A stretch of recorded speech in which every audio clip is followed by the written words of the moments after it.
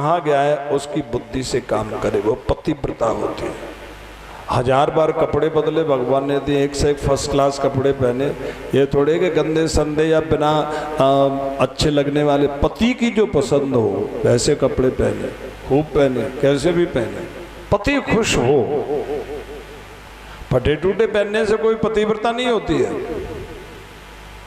तो बेचारी चिथड़ों को सिल करके बदन को ढक करके रहती थी परीक्षित, और अप्रतिग्रही थे सुदामा, गरीब दरिद्री नहीं थे। ये दरिद्रता का लक्षण हम आपको बतलाएंगे, दरिद्रता दूसरी है, बाकी अप्रतिग्रही थे। अप्रतिग्रही ब्राह्मण का होना बहुत मुश्किल है। अप्रतिग्रही कहते हैं जो इकट्ठा करके रखता नहीं, संग्रह करके रखता नहीं, और जैसे किसी ने 10 बोरी गेहूं दे दिए तो उसमें से अब के लिए 1 किलो की जरूरत है, 1 किलो गेहूं रख लिए, बाकी सब गरीबों को फ्री में बांट दे। घर नहीं रखे, कल के लिए नहीं रखे, वो अप्रतिग्रही। अब तुम्हें जब जरूरत है तब कोई चीज मिल जाए तो प्रधानमंत्री को भी कुछ कहना पड़ता होगा, मांगना पड़ता होगा कई बार के भाई वो फाइल लाओ, ये लाओ, वो लाओ। अपनी बात कहनी पड़ती है, दूसरे को क्या पता है कि तुम्हें कब पानी चाहिए, कब क्या चाहिए। लेकिन इसमें ये व्रत में ये होता है कि अपने लिए कहना ही नहीं है, अपने लिए रखना ही नहीं है। उस समय पे अपने आप मिल जाए तो कर लो, नहीं मिल जाए तो बस राधे राधे। सबसे कठिन व्रत है। अप्रतिग्रही थे तो कभी मिल जाता था, महीनों तक नहीं मिलता। लेकिन महीनों तक नहीं मिलता था तो केवल भगवान का भजन करते थे, अपनी इंद्रियों का संयम करते थे, अपने मन का कंट्रोल करते थे परीक्षित। ऐसी उनकी पत्नी थी, और दोनों भगवान कृष्ण की बातचीत करते थे, सत्संग की चर्चा करते थे, अच्छी अच्छी ज्ञान की, भक्ति की, कर्म की बात करते थे। ऐसे वक्त बीतता चला गया, बहुत वक्त गुजर गया। एक बार बहुत दुखी हो गई उनकी पत्नी। उसने सोचा कि मेरे दुख की तो कोई बात नहीं, लेकिन ये भी तो दुखी रहते हैं, मैं इनकी जीवन साथी हूँ तो मुझे इनके लिए कुछ कहना अब भी जरूरी है।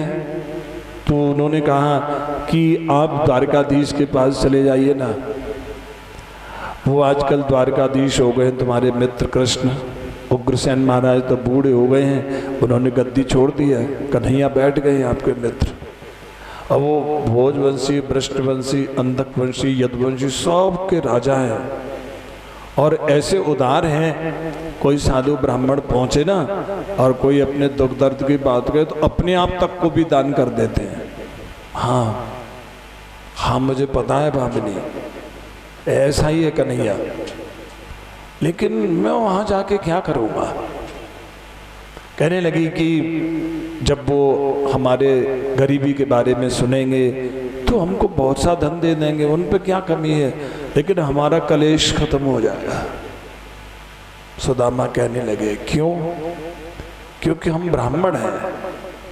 सुदामा जी ने कहा ब्राह्मण भिखारी नहीं होते हैं, ब्राह्मण तो सबका गुरु होता है। ब्राह्मण सिर पर हाथ रख करके आशीर्वाद देने वाला दाता है, भिखारी नहीं है हाथ फैलाकर मांगने वाला। भिखारी जो होता है उल्टी सीधी सुनता है, बेइज्जती कराता है, गिड़गिड़ाता है, रोता है, पाम पकड़ लेता है। तब उसको पैसे मिल जाए, कुछ मिल जाए नहीं, डांट फटकार बेइज्जती तो उसके साथ में ही है। लेकिन ब्राह्मण ऐसा नहीं होता है। राजाओं का भी महाराजा होता है, उसके सर पे हाथ रख करके आशीर्वाद देता है। और ये ब्राह्मण की वृत्ति होती, भिक्षा वृत्ति। भिक्षा का अर्थ भगवत इच्छा, भरण इच्छा नहीं, भगवत इच्छा, प्रभु इच्छा से जो मिल जाए। अपना ब्राह्मण कर्म है यज्ञ करना, कराना, दान लेना, दान देना, शास्त्र पढ़ना, शास्त्र पढ़ाना, 6 कर्म है ये। तो यज्ञ कराए, उसमें ये नहीं करेगा तांबूलम समर्पयामि 101 रुपये यहाँ रखो, वो ये नियम नहीं है। यज्ञ कराए, लेने देने की बात नहीं करे। यजमान अपनी श्रद्धा से जो दे उसको स्वीकार कर ले।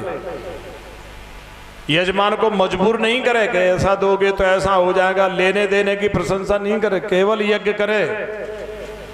मिल जाए तो ठीक, नहीं मिल जाए तो ठीक। तू भिखारी नहीं होता या चापलूस नहीं होता, ब्राह्मण गुरु होता है, उसको अपनी गरिमा में रहना चाहिए। भामिनी, मैं ब्राह्मण की गरिमा को डुबोने के लिए नहीं जाऊंगा, फिर मैं मित्र भी हूं उसका।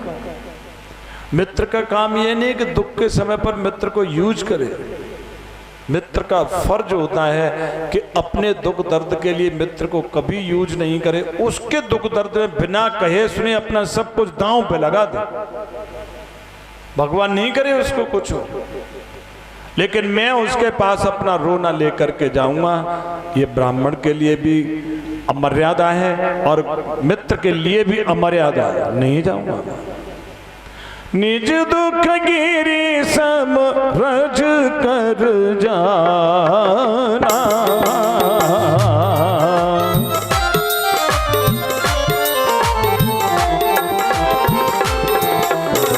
निज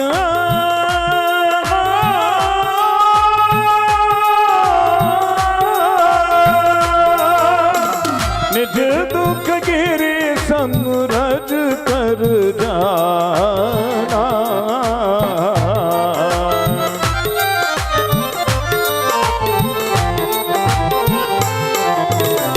मित्र के दुख रज मेरो समाना,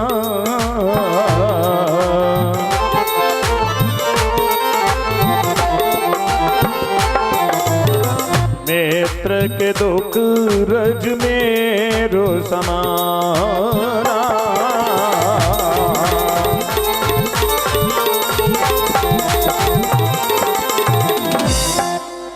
लेकिन तेरी भावना, तेरा प्रस्ताव बहुत अच्छा है, बहुत प्यारा अंदाज है तेरा। तो कृष्ण की बात करती है, मुझे बहुत खुशी होती है। तो कृष्ण से मिलने की बात करती है, बहुत खुशी होती है। काश मैं वहाँ जा सकता। भामिनी, सवेरा होते ही मैं वहाँ जाने की मन सोचता रहता है हर समय कि आज जाऊँगा, आज जाऊँगा, आज जाऊँगा। और जाऊँगा जाऊँगा कहते कहते दिन ढल जाता है, शाम हो जाती है। दुनिया के घरों में दिए जल जाते हैं और फिर दुनिया सो जाती है। शाम होती है तो दीपक बुझा देता हूँ मैं, शाम होती है तो दीपक बुझा देता हूँ मैं। ये दिल ही बहुत है तेरी याद में जलने के लिए, बस पूरी रात नींद नहीं आती। उसकी मीठी मीठी घुंघराले बाल, हो जी नहीं आए हैं कि हम उसके पास नहीं जा सकते। मगर क्यों? क्योंकि भामिनी वहां जाने के लिए खाली हाथ नहीं, कुछ तो ले जाना चाहिए। वो मेरे चिवड़े बहुत पसंद करता था। गुरुकुल में जब हम पढ़ते थे ना, तो वह जोड़े से रहते हैं, मेरा और कृष्ण का एक ही साथ था। ऐसे हॉस्टल में भी अकेला बच्चा नहीं रहता, कोई दिक्कत हो तो वो साथी चाहिए। ऐसे गुरुकुल में अब हॉस्टल में 3-3, 4-4 रख देते हैं, पैसे की बात है। लेकिन हम दोनों कभी सोए नहीं, 64 दिन साथ रहे, कभी सोए और शायद मैंने 64 दिन में ये बात कभी नहीं आई। तबीयत ही नहीं भरती थी एक दूसरे को देखने से। वो मुझे देखता रहता था, मैं उसे देखता रहता था। दोनों एक दूसरे को चोरी नजरों से देखते थे, चोर नजरों से देखते थे, छुप करके देखते थे। वो मुझे छुप करके देखता था, मैं उसको देखता था। कभी कभी दोनों की नजरें टकरा जाती थी तो भीतर दिल में एक सरसरी सी दौड़ जाती थी। काफी देर तक ऐसी खामोशी बनी रहती, फिर आंखें दौड़ने लगती, फिर दिल दौड़ने लगता, पता ही नहीं था। सांसें गर्म हो जाती थी, ठंडी हो जाती थी, ऐसी पूरी रात। नाश्ता कहते हैं, हमारे यहाँ बाल भोग कहते हैं। आखिर मिश्री से भी कई गुना टेस्ट है, स्वाद है। सचमुच तेरे चिवड़े हमेशा याद रहेंगे। पर जब हम गुरुकुल से विदा होंगे तो बहुत याद आएगी। लेकिन मैंने कहा लेकिन मैं तेरे लिए लेकर के आऊंगा कि नहीं? अच्छा हाँ, सचमुच? हाँ हाँ, मैं तेरे लिए चिवड़े लेकर के आऊंगा। आएगा ना? जरूर आएगा तू? हाँ। फिर हम दोनों एक दूसरे से लिपट गए, ऐसे लिपटे कि प्रेम से आंसू निकल पड़े।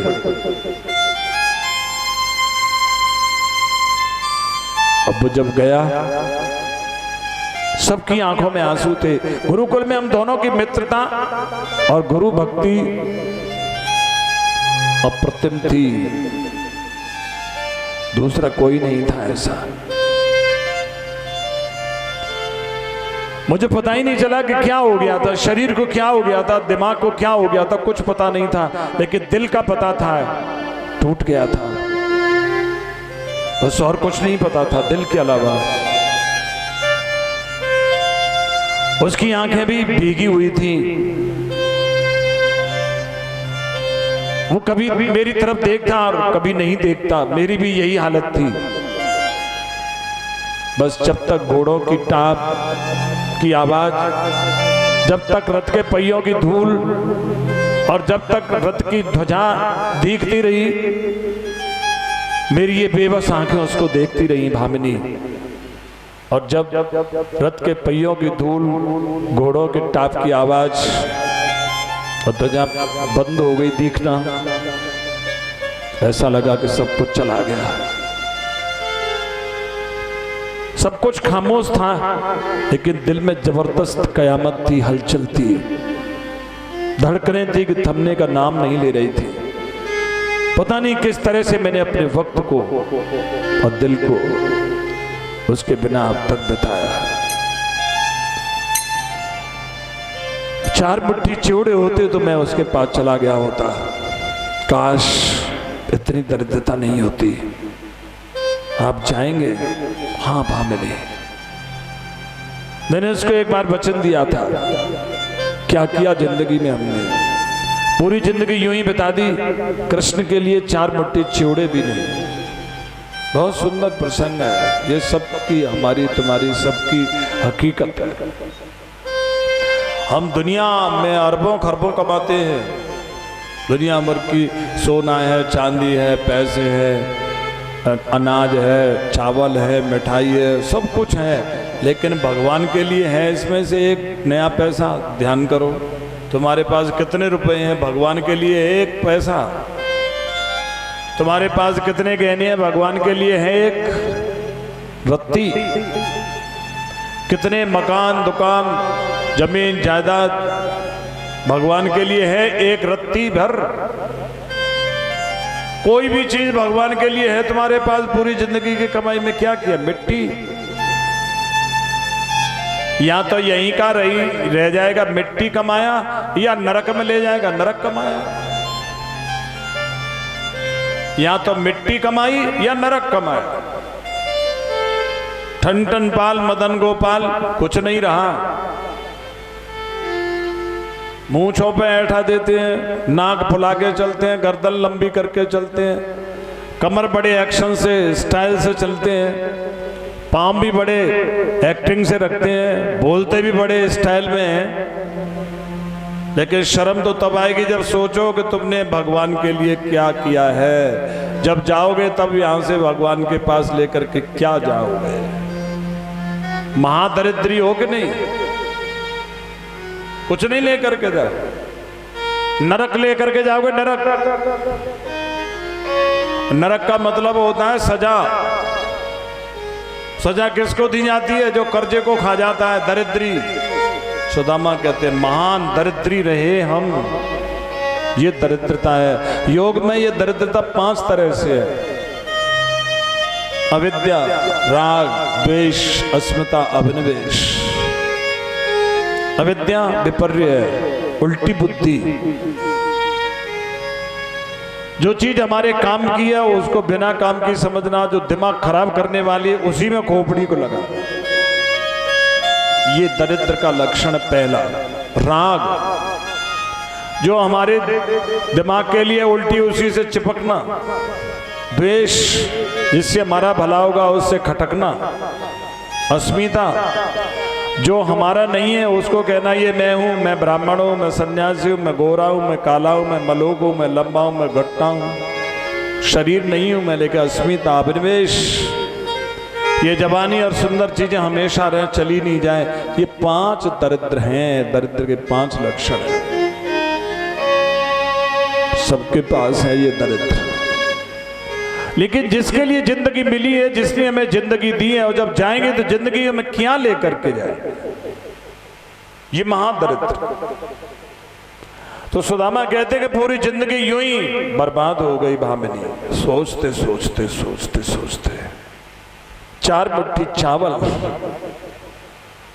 ये नहीं, एक दाना नहीं ले जा सके भगवान के लिए, कमाई नहीं कर सके, क्या कमाई करिए, शर्मिंदा होना चाहिए। बहुत बड़े पैसे वाले हैं, कभी यज्ञ करी है, कभी दान दिया है, कभी दक्षिणा दी है, कभी किसी गरीब की बेटी की शादी में मदद करी है, कभी किसी गरीब को कुछ दिया है, कुछ नहीं। अपनी ऐंठ के लिए भंडारा कर देंगे 150 मन का। तो भंडारा तुमने कोई धर्म में थोड़े ही किया है, अपनी मूंछ लंबी करने के लिए किया है। 8 गांव का निमंत्रण कर दिया तो 8 गांव तक लंबी मूंछ लंबी हो गई। 10 गांव का न्योता गया, 10 गांव लंबी मूंछ हो गई। और इसी गांव के लिए का तो इसी गांव तक मूंछ। ये तो मूंछ खा गई पूरे के पूरे भंडारे को। गरीब को दिया है कभी नहीं। गरीब से तो उल्टी सुल्टी ब्याज खाते हो, उसके पैसे भी खा लेते हो, उससे खाम खा का काम कराते हो, पैसे नहीं देते दबाव में।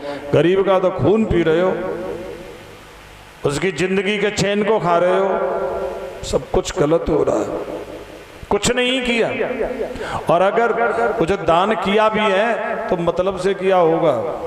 टिकट मिल जाए, प्रधानी हो जाए, सरपंच हो जाए, एमएलए हो जाए, एमपी हो जाए, लड़के की शादी हो जाए, लड़के की नौकरी लग जाए, बहू ऐसी हो जाए, गैया ठीक हो जाए, भैंस ठीक हो जाए, मेरी बीमारी नहीं जा रही बीमारी ठीक हो जाए, गोवर्धन महाराज दूध से नवाऊं। एक बुढ़िया थी, गुरुजी के पास में आई थी। वो कह रही थी, वो गुरुजी गृहस्थी थे तो उनकी घरवाली से उनके बच्चे जी जी कहते थे, मैं भी जी जी कहता था। वो मुझे बेटे की तरह से मानती थी। उन्होंने कभी नहीं कहा तेरे गुरुजी तेरा बाप कहती थी मुझसे, आज भी हैं वो। अब मुझे बेटे की तरह से, अपने बेटों से ज़्यादा मानते हैं। कोई बात होती है, वो बच्चे कोई दिक्कत करती है तो मुझे ही बुलाती हैं और रोती है, बेटा मैं तेरे साथ रहूँ लेकिन तू बाबा जी कहाँ रहूँगी, मेरे साथ के लिए अब भी रोती हैं। तो वो बुढ़िया उनसे जीजी से कह रही थी कि मेरे छोरा की नौकरी लग जाए तो मैं दूध ते परिक्रमा दूंगी गोवर्धन की। अच्छा, और मैंने कहा अगर छोरा की नौकरी नहीं लगी तो क्या करेगी?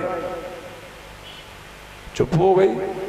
मैंने कहा तू गोवर्धन से दबाव में नौकरी लगवा रही है, गोवर्धन पे दबाव डाल रही है कि मैं तो दूध ते नभाऊंगी, तुम्हें छोरा की नौकरी लगा दे। और गोवर्धन दबावेगी तो गोवर्धन तो मारे वो उल्टो कर सके। तो जो भी काम करते हैं लोग, भगवान को भी दबाव में रखते हैं, देवताओं को भी दबाव में रखते हैं। जिसके दबाव में रखते हैं जिसको, वो सारे पुण्य को खा जाता है। वैसे तो पुण्य किया जो सुरक्षित रखा हो, कुछ किया होगा भजन ध्यान तो हमारे स्वाद खा जाते हैं कि ये काम हो जाए इसलिए एक माला बढ़ती, ये काम हो जाए इसलिए माला बढ़ती। एक भगत जी थे, वो नहर नहीं आती थी उस गांव में, तो उन्होंने बेचारों ने नहर नहीं आती थी, बिजली लगाई, बहुत पैसे खर्च किए। और जब नहर नहीं आती थी बिजली लगवाई, और बिजली लगवा ली तो नहर जाए ही नहीं। भगत जी एक दिन रात में मैं आया था, गुरुजी के यहाँ से आया था, वहाँ होकर के निकल रहा था, बहुत पुरानी बात है, साइकिल से। तो भगत जी रात में बिजली के बल्ब में भजन कर रहे थे, माला फिर रहे थे। रात के 12 बज रहे थे। मेरा ऐसा ही हिसाब था, गुरुजी के यहाँ से जब भी चल देता था मैं। तो मैंने देखा ये भगत जी बल्ब में भजन कर रहे हैं। मैंने, भगत जी हाँ भजन कर रहे हो? हाँ। मैं सही बता, सही सही बताऊं? मैंने हाँ। इस टाइम भजन बोले कि क्या बताऊं, जब नहर नहीं चलती थी बिजली लगवाई तो नहर जाती नहीं है। माला फेर रहा हूं कि हे भगवान जे नहर नहीं आवे। तो मैंने कहा तुम भगवान की माला फेर रहे हो कि शैतान की माला फेर रहे हो? हरे रामा रामा